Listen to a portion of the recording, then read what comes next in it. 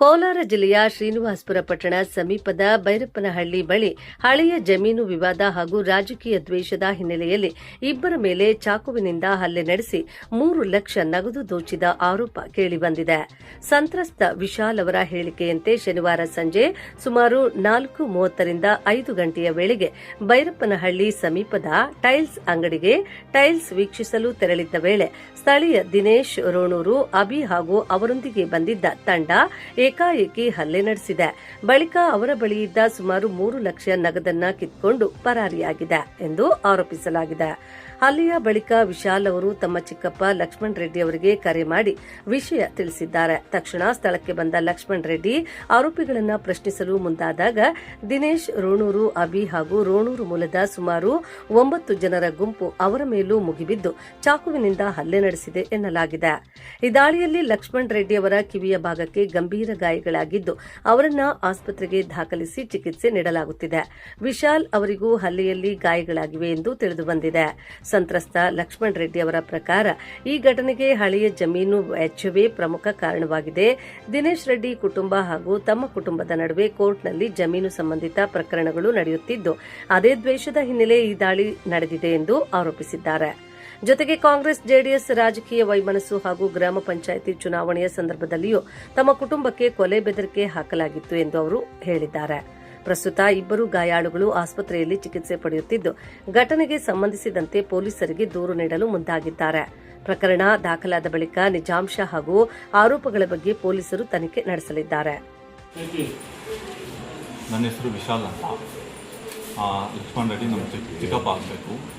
ನಾನು ಟೈಲ್ಸ್ ತಗೊಳಕ್ಕೆ 4:30-5 ಗಂಟೆ ಟೈಮಲ್ಲಿ ಬೈರಪ್ಪಲ್ಲಿ ಹತ್ರ ಇರೋ ಶಾಪ್ಗೆ ಹೋಗಿದ್ದೆ. ನಾನು ಟೈಲ್ಸ್ ನೋಡಿಕೊಂಡು ಆಚೆ ಕಡೆಗೆ ಬರೋವಾಗ ನನ್ನ ಹತ್ರ 3 ಲಕ್ಷ ರೂಪಾಯಿ ದುಡ್ಡು ಕಿತ್ಕೊಂಡು ನನ್ನನ್ನು ಹೊಡೆದು ಹೊಲ್ಟೋದ್ರು, ಮೂವ್ ಆಗೋದ್ರು. ಯಾರು ಹೊಡೆದಿದ್ದು? ದಿನೇಶ್ ಅಂತ, ಅಭಿ ಅಂತ ಹೊಡೆದು ಮುಂದೆ ಹೊಲ್ಟೋದ್ರು. ಮತ್ತು ನಾನು ನಮ್ಮ ಚಿಕ್ಕಪ್ಪಗೆ ಫೋನ್ ಮಾಡಿದೆ.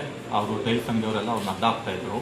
ನಮ್ಮ ಚಿಕ್ಕಪ್ಪ ಒಂದು 20 ನಿಮಿಷ ಟೈಮಲ್ಲಿ ಬಂದರು. ನಾವು ಮತ್ತೆ ಹೋಗಿ ಕೇಳಿದ್ದಕ್ಕೆ ಚಾಕುವಲ್ಲಿ ದಾಳಿ ಮಾಡಿದ್ದಾರೆ ಅಷ್ಟೇ. ಪೊಲೀಸ್ ಕೇಸ್ ಏನಾದ್ರು ಕೊಟ್ಟಿದ್ದೀರಾ? ಹಾಂ, ಕೊಡಬೇಕು. ನನ್ನ ಹೆಸರು ಬಂದು ಲಕ್ಷ್ಮಣ್ ರೆಡ್ಡಿ ಅಂತ. ಈ ಬೈರ್ಪಲ್ಲಿ ಹತ್ರ ನಮ್ಮ ಮಣ್ಣಿನ ಮಗ ವಿಶಾಲ್ ಅಂತ ಟೈಲ್ಸ್ ತಗೊಳ್ಳೋಕ್ಕೆ ಹೋಗಿದ್ದ ಸಾಯಂಕಾಲ 4:15. ಆದಮೇಲೆ ನಮ್ಮೂರು ದಿನೇಶ್ ರೆಡ್ಡಿ ಅಂತ ಮತ್ತು ಅದ್ರ ಜೊತೆಯಲ್ಲಿ 9 ಜನ ರೋಣೂರು ಕಡೆಯವರು. ರೋಣೂರು ದಿನೇಶ್ ಅಂತ ಅಭಿ ಅಂತ ಅವನು ಮತ್ತು ಅವ್ರ ಗ್ಯಾಂಗ್ ಬಂದು ನಮ್ಮ ಹುಡುಗನ ಮೇಲೆ ಅಟ್ಯಾಕ್ ಮಾಡಿ ಹೊಡೆದು ಟೈಲ್ಸ್ ಅಂಗಡಿ ಮುಂದೆನೇ ಕಳಿಸಿ 3 ಲಕ್ಷ ಕಾಸು ಕಿತ್ಕೊಂಡು ಹೋಗಿದ್ರು. ಮತ್ತು ಆ ಕಡೆನೇ ಇದು ಮಾಡಿಕೊಂಡು ಹಾಕ್ಕೊಂಡು ಇದ್ದರು. ನಮ್ಮ ಹುಡುಗ ಫೋನ್ ಮಾಡಿದಾಗ ಬಂದಿದೆ.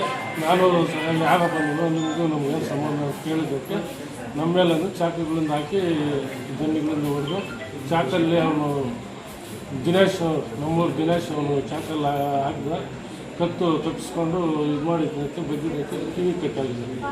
ಮತ್ತು ಇವನು ಅಭಿ ಅಂತ ಬಂದು ದೊಣ್ಣೆಯಿಂದ ಕೈಗೆ ಹಾಕಿ ಇದು ಮಾಡಿ 9 ಜನ ಏಕಾಏಕಿ ನಮ್ಮ ಮೇಲೆ ಬಂದು ದೌರ್ಜನ್ಯ ಮಾಡಿದ್ದಾರೆ.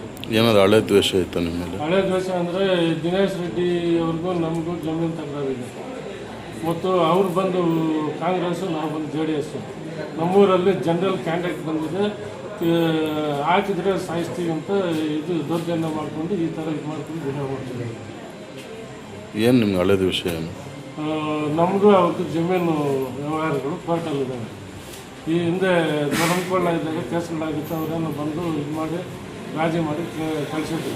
ಕೋರ್ಟಲ್ಲಿ ಯಾರ ಥರ ಆದರೆ ಅವ್ರು ಇದು ಮಾಡಿಕೊಂಡ್ರೆ ಅಲ್ಲಿ ತನಕ ನೀವು ಯಾರು ಇದು ಮಾಡಬಾರ್ದು ಅಂತ ಹೇಳಿ ಹೆಚ್ಚಿಗೆ ಕೊಟ್ಟು ಕಳಿಸಿದ್ರು.